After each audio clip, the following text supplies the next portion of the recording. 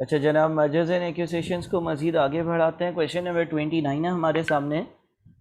Question number 29 solve करते हैं।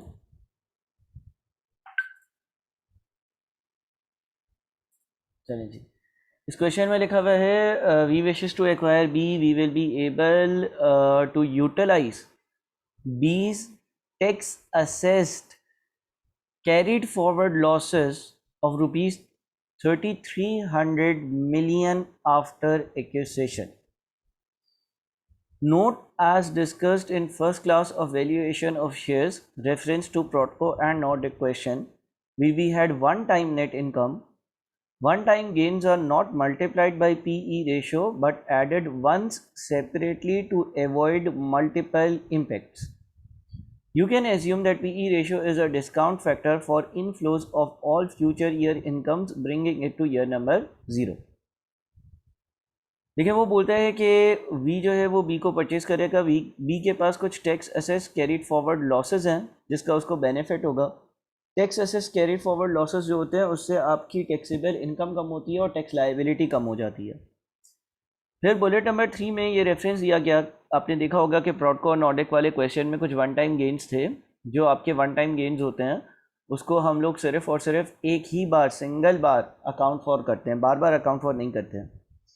Tax assess losses are beneficial for V since it will be able to reduce its tax liability. However this can be done once only, therefore any benefit from this should be added once only. Further, it is very important to realize the fact that the benefit to V will not be rupees 3300 million tax losses, but it will only be 3300 multiplied by relevant tax rate. Your tax liability is reduced by the decrease in tax amount that you have to pay to tax authorities. देखिए for example let से आपके पास जो है ना आपके अपने taxable profits आ रहे हैं और टैक्सेबल प्रॉफिट्स जो है ना वो आ रहे हैं 100। तो इसका मतलब ये है कि अगर लेट से टैक्स का रेट 30% है तो आपने इस 100 पर 30% का टैक्स पे करना होगा, ऐसा है, ठीक है। और आपके पास ये अमाउंट बचकर रह जाएगा 100 माइनस 30 विच इज 70। ये एक बात हो गई। अब लेट से आपके टैक्सेबल प्रॉफिट्स जो थे अपने वो 100 थे, लेकिन आपने एक और कंपनी परचेज करी। अब ये सेकंड में है, ये एक चीज़ हो गई, ये सेपरेट है।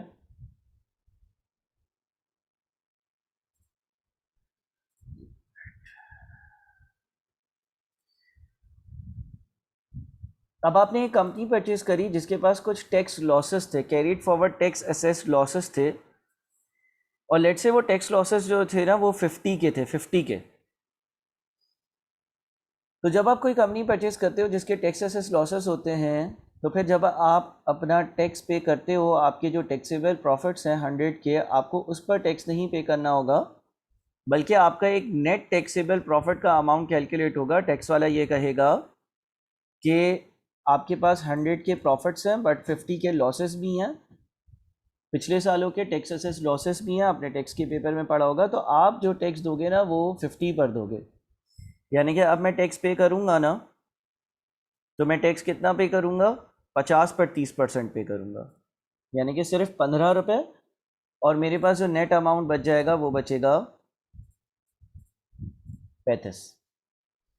तो अब देखिए होता क्या है, होता ये है कि जब आपके पास जो है ना वो टैक्स लॉसेस होते हैं ना, टैक्स लॉसेस, ठीक है।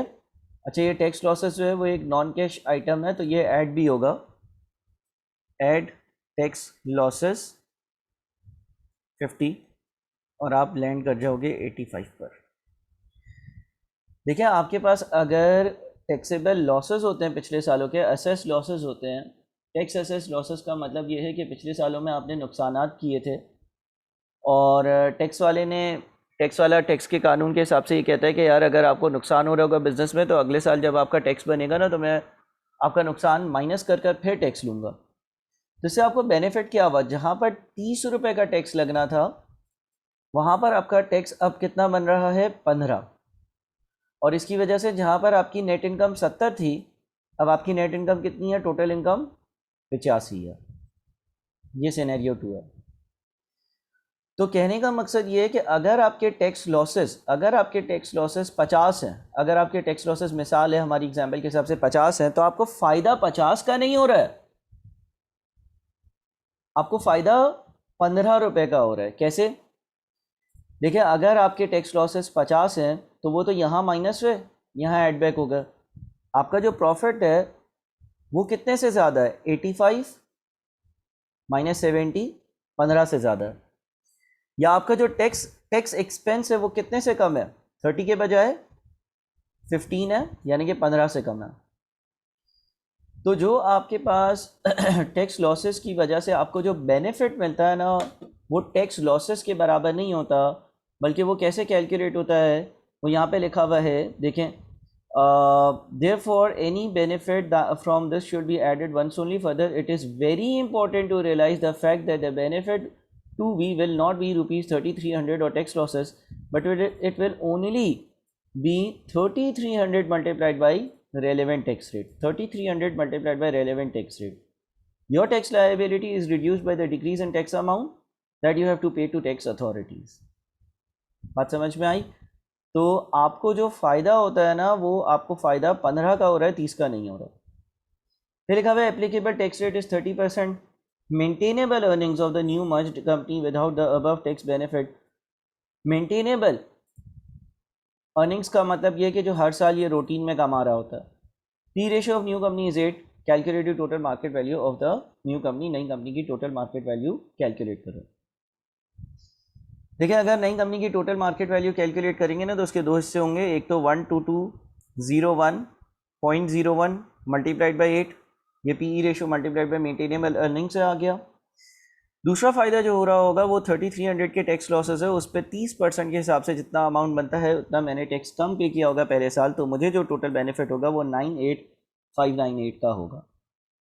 जिस तरह से हमारी एग्जाम्पल में अगर लेट से कोई बोलता है कि आपके टैक्स असेस लॉसेस 50 के हैं, तो आपको फ़ायदा 50 का नहीं, 50 का 30% जितना भी बनता है, यानी कि tax assess losses multiplied by 30% 15, उतना फ़ायदा होगा।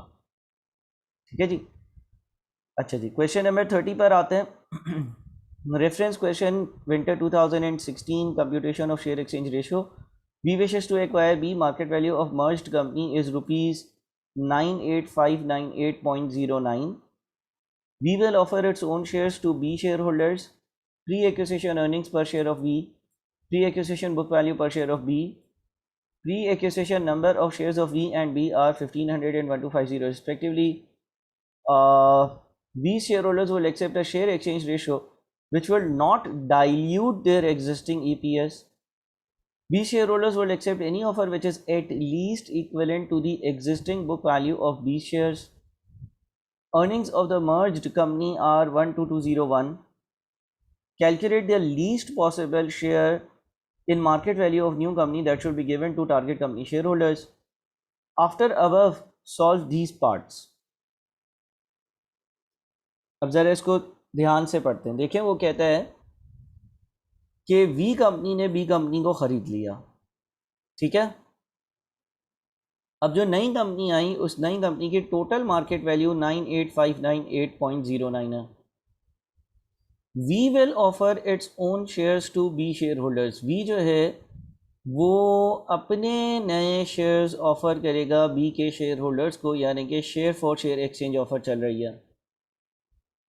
प्री एक्विजिशन यानी कि एक्विजिशन से पहले earnings per share of V is 5.50। Pre-acquisition book value per share of B is 24। Book value per share का मतलब ये है कि बी की जो बुक्स में सारे एसेट्स की वैल्यू आ रही होंगी, गालिबन क्वेश्चन नंबर 1, 2 या 3 था सेंड आउट का, तो आपने उसके लिए बुक वैल्यू पर शेयर के लिए क्या करना है, नैव कैलकुलेट करनी है, यानी कि all assets minus all liabilities divided by number of shares. Pre-acquisition number of shares of V and B are 1500 and 1250. V's shareholders will accept a share exchange ratio which will not dilute their existing EPS. V के share holders ये कहते हैं कि हम नए shares तो issue कर देंगे, लेकिन हम जब नए शेयर्स इशू करेंगे तो हम उतने शेयर्स मैक्सिमम इशू करेंगे कि जिससे हमारा करंट EPS डाइल्यूट ना हो, यानी कि ये जो 5.5 है ये कम ना हो जाए। These shareholders would accept any offer which is at least equivalent to the existing book value of these shares. B के शेयर होल्डर्स कहते हैं कि हमें नई कंपनी में जो आप शेयर्स दोगे, बी के शेयर होल्डर्स कहते हैं कि हमें जो नई कंपनी में आप शेयर्स दोगे उनकी जो मार्केट वैल्यू बने ना वो एटलीस्ट का मतलब कम से कम इक्विवेलेंट हो, बराबर हो, एटलीस्ट इक्विवेलेंट, किसके एटलीस्ट इक्विवेलेंट हो? To the existing book value of B shares, B के जो शेयर्स की एग्जिस्टिंग बुक वैल्यू बनती है उसकी इक्विवेलेंट हो। तो हम एक काम करते हैं, हम कैलकुलेट करते हैं एग्जिस्टिंग बुक वैल्यू ऑफ बीस शेयर्स। देखें अभी बी के एक शेयर की बुक वैल्यू 24 है और कंपनी के 1250 शेयर्स हैं, तो सारे शेयर्स की टोटल बुक वैल्यू जो है वो 24 मल्टीप्लाइड बाई 1250 से आ जाएगी। एग्रीड? 24 एक शेयर की बुक वैल्यू है मल्टीप्लाइड बाई 1250 शेयर्स हैं, तो 24 मल्टीप्लाइड बाई 1250 से बी के सारे के सारे शेयर्स की जो टोटल बुक वैल्यू बनेगी वो है 30,000। इसका मतलब बी ये कह रहा है कि जब हम नई कंपनी का हिस्सा बनेंगे तो हमें आप शेयर्स दोगे, जो आप शेयर्स हमें दोगे उन शेयर्स की टोटल मुकम्मल वैल्यू 30,000 के बराबर तो होनी ही चाहिए, तभी हम आपके साथ आएंगे। उससे ज़्यादा तो अच्छी बात है लेकिन इतनी तो मिनिमम चाहिए, ठीक है ना। 20 share holders will accept any offer which is at least equivalent to the existing book value of 20 shares, यानी कि बी वाले ये शेयर होल्डर कहते हैं कि यार हमें इतना दे दो, बस कम से कम इतना दे दो, ठीक है। Earnings of the merge company are 12201। Calculate the least possible share in market value of new company that should be given to target company share holders. अब आप एज्यूम कर लो कि लेट से इतने शेयर्स जो है ना, इतनी मालियत के शेयर्स हमने बी को दे दिए। अच्छा, जो टोटल मार्केट वैल्यू आ रही है कंपनी की, टोटल मार्केट वैल्यू वो आपके सामने है 98,598.09। टोटल मार्केट वैल्यू का क्या मतलब होता है? टोटल मार्केट वैल्यू का मतलब होता है सारे के सारे शेयर्स की वैल्यू, और इसमें दो लोग होंगे, एक वो लोग होंगे जो पहले बी के शेयर होल्डर्स थे अब नई कंपनी के शेयर होल्डर्स बन गए, और एक वो लोग होंगे जो पहले भी वी के शेयर होल्डर्स थे और आज भी वी के शेयर होल्डर्स हैं। लेट्स से मैं वैल्यू एट्रीब्यूटेबल टू बीस शेयर होल्डर्स कैलकुलेट करता हूँ, यानी कि मैंने जो है ना 30,000 के शेयर्स जो है ना वो बी वालों को दे दिए। तो इसका मतलब ये हुआ कि इसमें से इसको माइनस कर दें तो बाकी शेयर्स किसके हाथ आ गए? वैल्यू एट्रीब्यूटेबल टू बीस शेयर होल्डर्स, ये उनके हाथ आ गए जो आज भी वी के शेयर होल्डर्स थे, हैं और पहले भी थे, ठीक है। अच्छा जी, अब अगर ऐसा होता है तो देखिए ये कंपनी की टोटल मार्केट वैल्यू थी ना। कंपनी की टोटल मार्केट वैल्यू का मतलब ये है कि इसमें दो तरह के शेयर होल्डर्स हैं, एक एग्जिस्टिंग शेयर होल्डर्स भी हैं और एक जो नए शेयर्स इशू करूंगा बी वालों को उसकी मालियत भी है। अच्छा, जब मैं बी की बात करता हूं तो बी में क्या है? बी में सिर्फ और सिर्फ न्यू शेयर होल्डर्स हैं, और जब मैं वी की बात करूंगा तो वी में क्या है? एग्जिस्टिंग शेयर होल्डर्स हैं। अब एग्जिस्टिंग शेयर होल्डर्स के शेयर्स की वैल्यू मर्जर या एक्विजिशन के बाद बढ़ जाती है, लेकिन उनके नंबर ऑफ शेयर्स उतने ही रहते हैं। मर्जर या एक्विजिशन के बाद सिनर्जी की वजह से एग्जिस्टिंग शेयर होल्डर्स की वैल्यू बढ़ जाती है, लेकिन उनके नंबर ऑफ शेयर्स उतने ही रहते हैं। इसका मतलब ये 68598 जो है ना, ये कितने शेयर्स को रिप्रेजेंट कर रहा है? Number of shares with V share holders. ये अल्लाह भला करे रिप्रेजेंट कर रहा है 1500 शेयर्स को। देखिए ना, pre acquisition number of shares of V and B. तो इसका मतलब ये हो गया कि नई कंपनी का एक शेयर जो है उसकी वर्थ कितनी होगी? नई कंपनी के जो शेयर्स हैं 1500 शेयर्स नई कंपनी के जो है उनकी वैल्यू 68598 है, और क्योंकि ये 1500 शेयर्स की वैल्यू है तो एक शेयर की वैल्यू 46 होगी। ऐसा कॉन्सेप्ट हमने पहले भी अभी किया है पिछले कुछ क्वेश्चंस में। अब ये क्या आ गया, market value per share in new company. नई कंपनी में तो हर शेयर की सेम मार्केट वैल्यू होगी ना। अच्छा, अब अगर बी के शेयर होल्डर्स की टोटल वर्थ जो शेयर्स की है वो 30,000 है, तो number of shares issued to B's share holders भी आ जाएगा।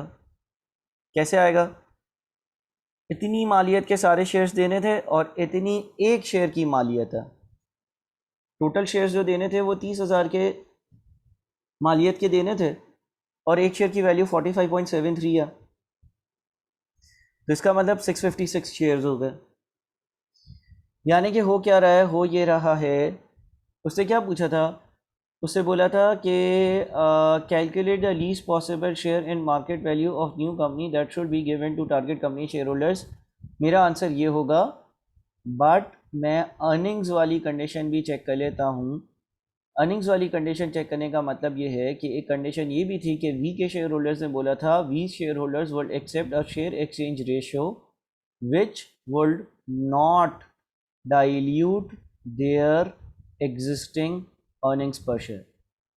वी के जो शेयर होल्डर्स हैं वो जो ऑफ़र एक्सेप्ट करेंगे वो ऐसी ऑफ़र होनी चाहिए जिससे उनका एग्जिस्टिंग ईपीएस डाइल्यूट नहीं होगा। देखिए, जो टोटल अर्निंग्स है नई वाली कंपनी की वो सवाल में 12201 दी हुई हैं, और जो टोटल शेयर्स हैं, अब क्या होगा, अब 1500 शेयर्स तो पहले से इशूड थे, 656 नए शेयर्स इशू हुए, तो अर्निंग्स पर शेयर के लिए total earnings divided by total number of shares, answer जो है वो 5.66 आता है, जो कि 5.50 से ज़्यादा है, कम नहीं है। तो ये ऑफ़र तो इनके लिए भी एक्सेप्टेबल होगी।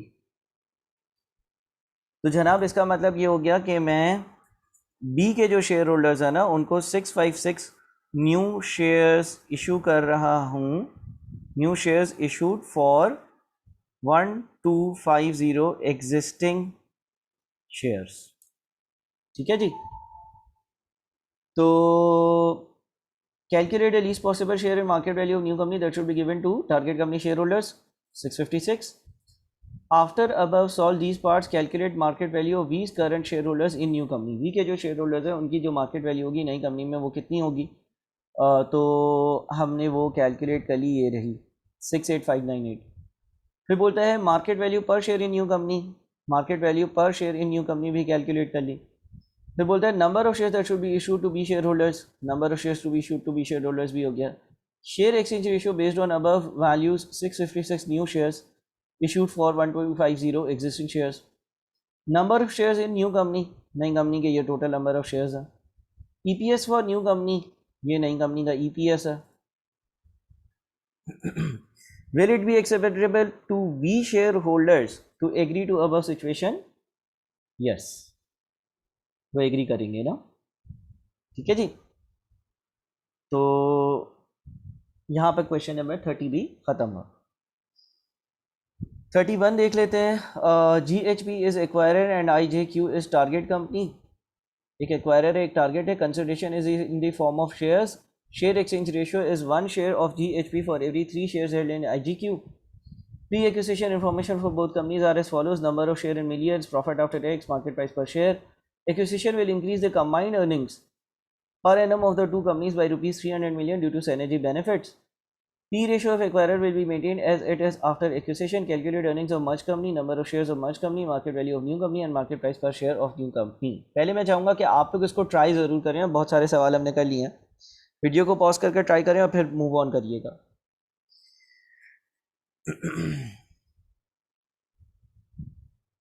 चले जी, अब मैं वर्किंग करता हूँ। नई कंपनी की जो अर्निंग्स होंगी वो क्या होंगी भाई? नई कंपनी की जो अर्निंग्स होंगी उसमें GHP की प्रॉफिट आफ्टर टैक्स की वैल्यू 6580 होगी, IJQ की वैल्यू 3760 होगी, सिनर्जी की वजह से 300 का जो गेन हो रहा है वो होगा, यानी कि टोटल जो है नई कंपनी की अर्निंग्स 10640 होंगी।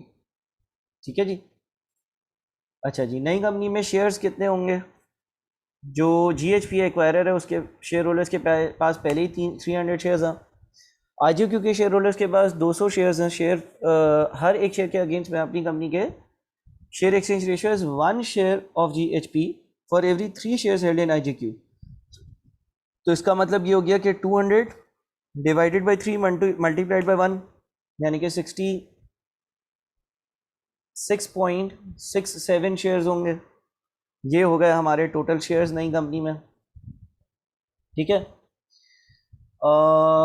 इसके अलावा एक्विजिशन ठीक है। The PE ratio of acquirer will be maintain as it is after acquisition calculate earnings of merge company, ये हो गया। Number of shares of merge company, ये हो गया। Market value of new company, market value of new company, market value of new company कैसे आएगी? Market value of new company लाने के लिए पहले तो जो GHP है उसका जो PE रेशियो है वो कितना है ये देखते हैं। P रेशियो कैसे आता है? Market value per share divided by earnings per share, या फिर market value of all the shares divided by total earnings. अब यहाँ पर मार्केट प्राइस पर शेयर दी हुई है 186। P रेशियो के लिए पहले EPS ढूंढना पड़ेगा मुझे। जो EPS है अर्निंग्स पर शेयर है GHP का, वो बनेगा 6580 की जो है वो प्रॉफिट आफ्टर टैक्स की वैल्यू है यानी कि अर्निंग्स की वैल्यू है, divided by number of shares यानी कि 300। तो 22 बन गया। अब PE रेशियो आ जाएगा। PE रेशियो कैसे आएगा भाई? PE रेशियो निकालने के लिए मार्केट प्राइस पर शेयर जो है वो 186 है, divided by earnings per share जो कि 22 है, तो 8.48 बन गया। ठीक है जी। अच्छा जी, उसके बाद क्या करेंगे? Market value of new company. Market value of new company कैसे आएगी? Total earnings multiplied by PE ratio. 90230 आ रही है। ठीक है जी, ये मार्केट वैल्यू आ गई। And market price per share of new company, नए कंपनी की जो मार्केट प्राइस पर शेयर है वो भी कैलकुलेट करनी है। मार्केट प्राइस पर शेयर कैसे आएगी? ये मार्केट वैल्यू पूरी कंपनी की है, ये नंबर ऑफ शेयर्स हैं, तो 246। चलें जी, अब 32 क्वेश्चन जो है वो हम अगली वीडियो में करते हैं।